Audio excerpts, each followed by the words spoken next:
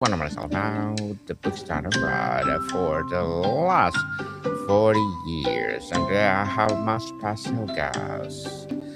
Turning chaos into clarity, burnout into breakthrough, and stories about brands that actually get people paid. No other than Maze Amanda Webb.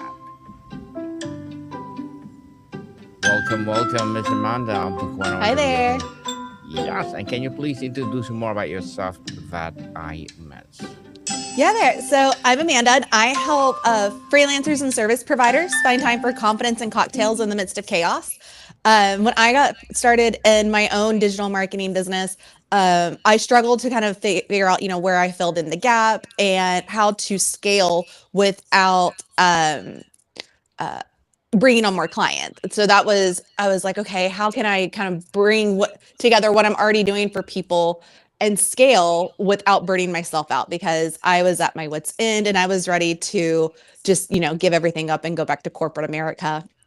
And kind of once I took that step back and realized, you know what, I have accomplished everything that I've set out to do. And so let's just keep going. Let's see what happens. And went back through some notes and figured out how to start scaling without burning out. And I'm actually getting ready to do a live case study on myself.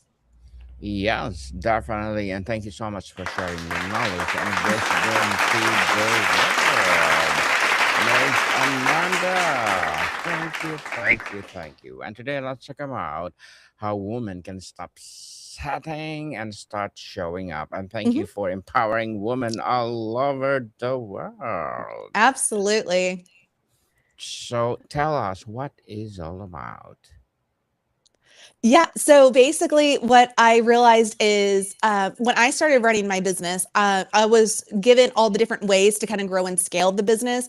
But you always hear, especially in the online world, in the online female business world, build your business around your life, build your business around your life. But no one actually clarifies what that means. And so I did a lot of internal work. Went through therapy, did my shadow work, and realized, I have done everything I've set out to do. I grew a six-figure business. I have learned how to stay at home and manage my household while running my business. And I actually understand what it means to grow a business around your life now. And what it means is you have to ask yourself, what do you want first? What kind of business do you want? How do you want to spend your day? What does the perfect world where your brand exists, what does that look like? And I realized I had it. I was the stay-at-home wife who worked but also got to you know take care of the household. And I don't have children, but I got to be there to help out my sister with my niece and nephew. And anytime I had friends that were doing things, I was able to freelance and pick up extra cash, to keep up with friends and whatever was going on. And it just kind of clicked one day. And I was like, I can take all of my freelancing systems and start selling them and teaching other women how to stay home and capitalize on a skill that they already have. I have multiple skills. I know the back and front end of the media industry as far as, how to write a story to get on screen, but I also know the backside of like social media and how to deal with the algorithm and how to run ads. And I was like, I could do this for myself. So I've slowly brought on a couple of, my one-on-one clients, my high ticket clients that I'm, consulting with. I've brought them back on one at a time to kind of adjust how much client work I want, and then how much time do I want to spend on growing my personal brand and launching individual products to people who want to do something similar to what I'm doing. Very well said, Miss Amanda. For you personally, what did showing up look like the first time you tried it? Was it loud and dramatic, or was it Mhm. something much more quieter, like a single honest thought you finally allowed yourself to have? So when I first got started, I was focused on growing a business. And so I had replicated, I basically replicated all of the um, uh, patterns and um, stra- the patterns and how I spent my day, I basically replicated that when I first started my business. So I was up at a certain time. I believe that if my husband was working, I was supposed to be working. So in addition to running my household, I was still working 40 to 50 hours a week, actually probably even more, because I was, doing the financials for both my household and my business. And I wasn't taught how to grow my support team in the right way.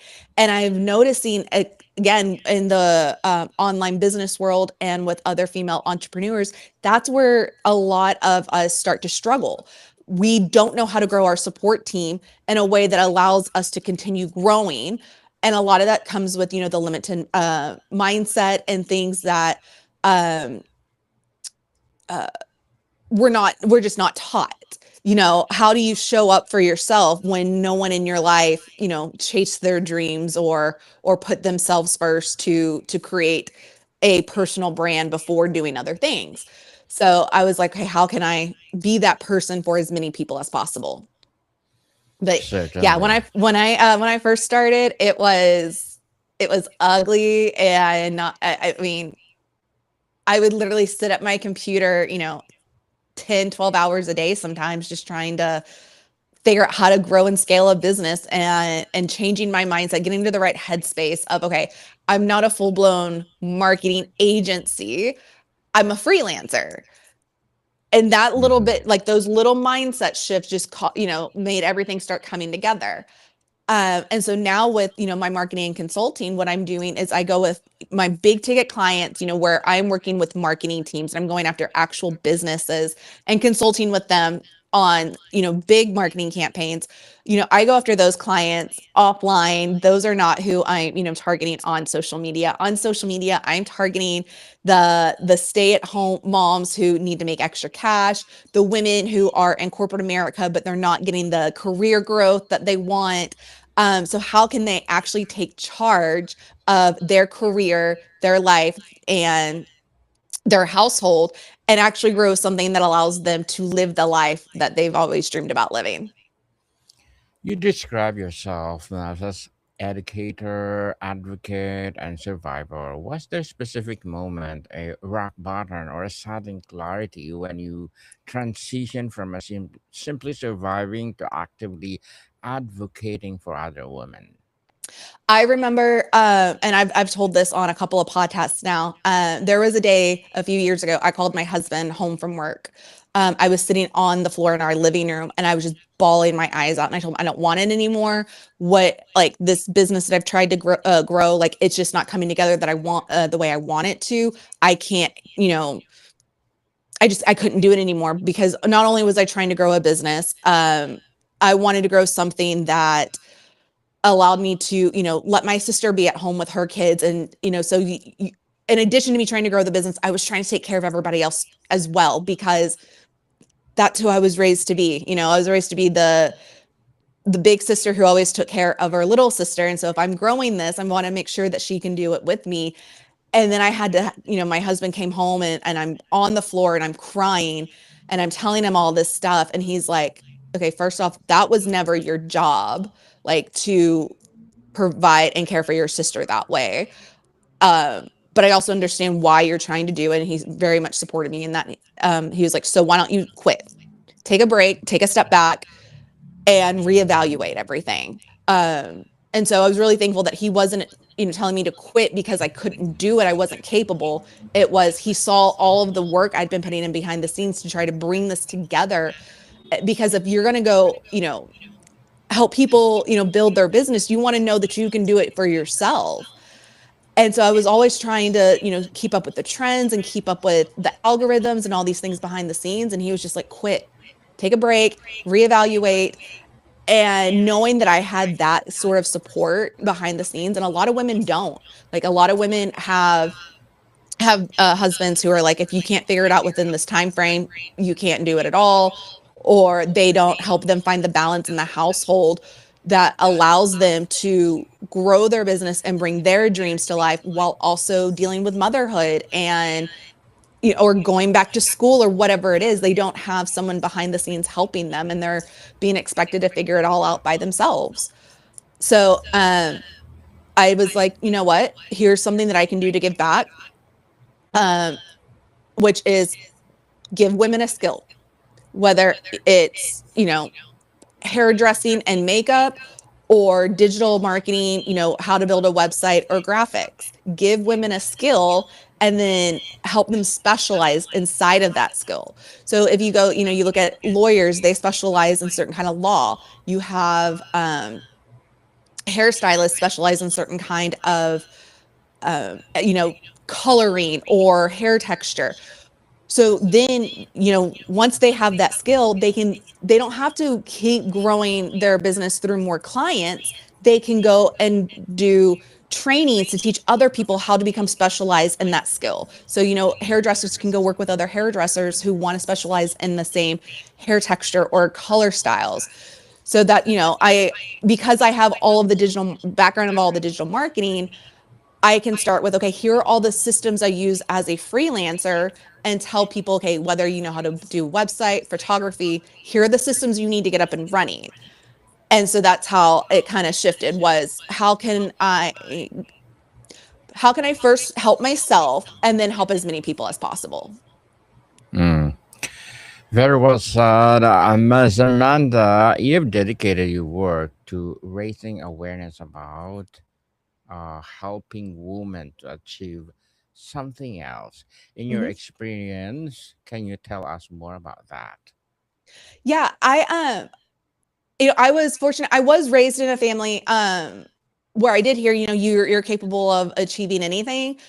And so I always had, big dreams in mind, but when you kind of look around at your who your role models are, they made the decision to, to go all in on motherhood. And again, nothing wrong with that. I'm just not a mom, so I couldn't go all in on motherhood. So I was like, but also I've seen how women can lose themselves in motherhood and marriage and forget that they themselves are an individual and a person as well.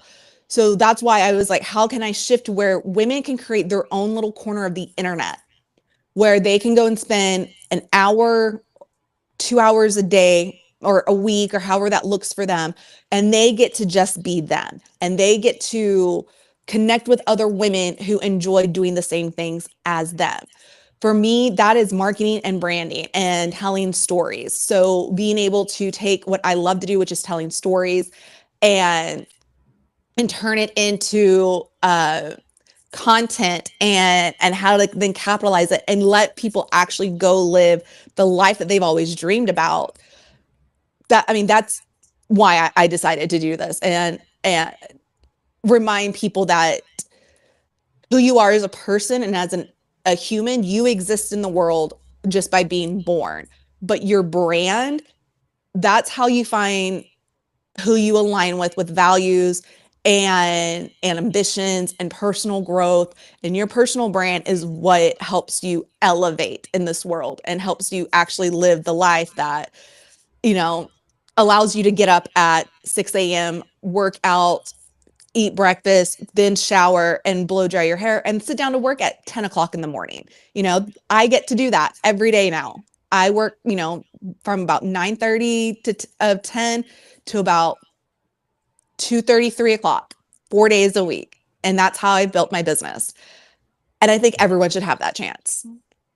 Certainly, yeah. And thank you for sharing your knowledge and wisdom, Miss Amanda. You've successfully challenged biases and outdated structure in your Mhm. corporate roles or your business roles. What is the most insidious, normalized form of setting you've seen women accept in this workplace and think everyone treats just the way it is?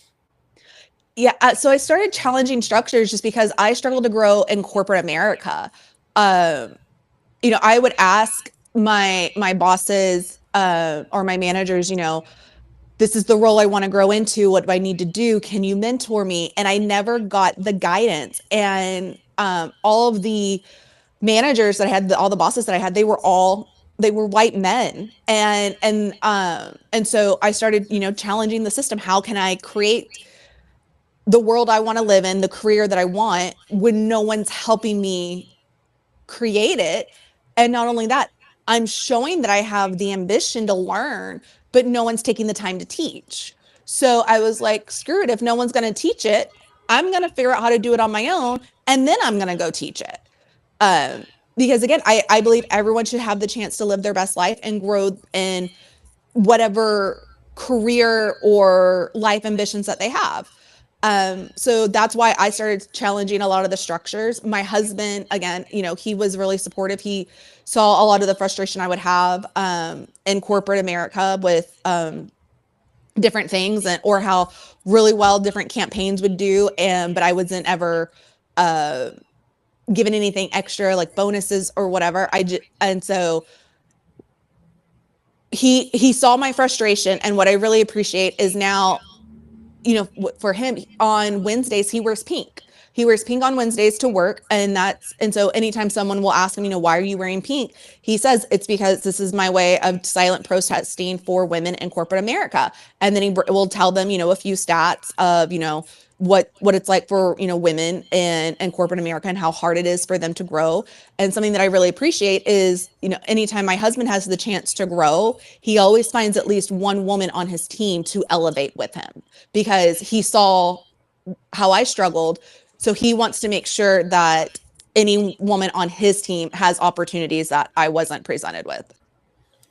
So, Miss Amanda, as a branding and visibility strategist, what are your short term and long term goals? I'm sorry, say that one more time. What are your short term and long term goals?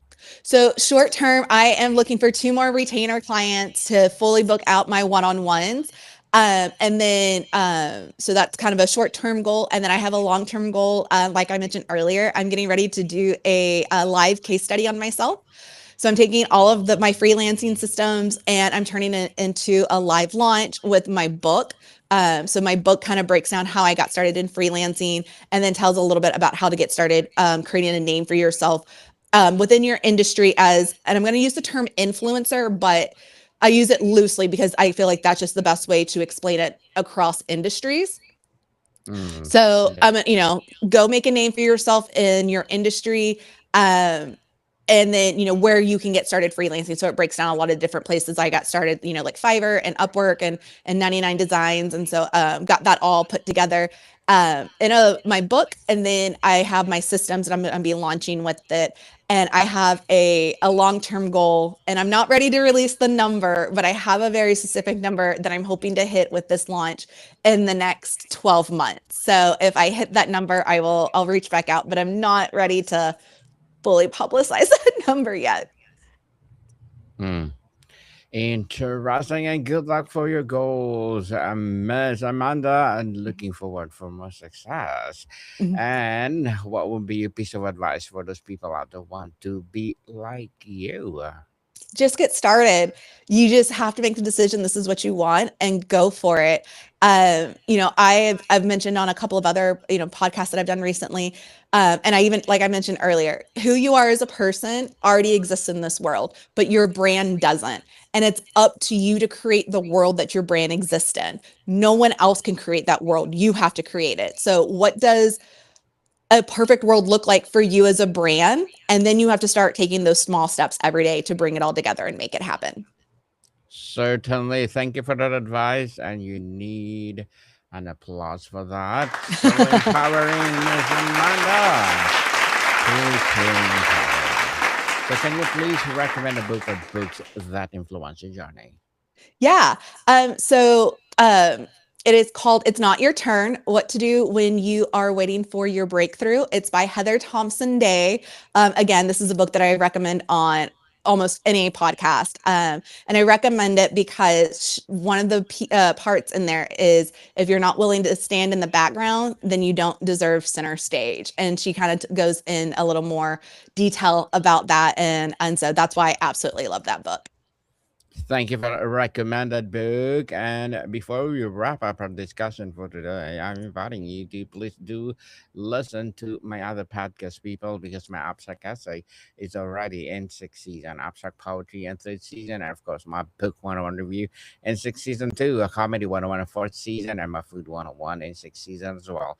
Geography 101 love letters, movie 101 review, music 101 our fifth season, Science 101, Sex 101. It is fourth season, of course, my baby podcast, Trivia 101, Motivation 101, Spiritual Awakening 101, Entrepreneurship 101, Law 101, Mental Health 101, Coaching 101, of course, my Bible Verses 101. Please listen to them wherever you listen your podcast. So, Miss Amanda, if there's one woman listening right now who spent her whole career staying quiet in meetings, not applying the roles she wants, letting others take credit of her ideas, and she is finally ready to stop.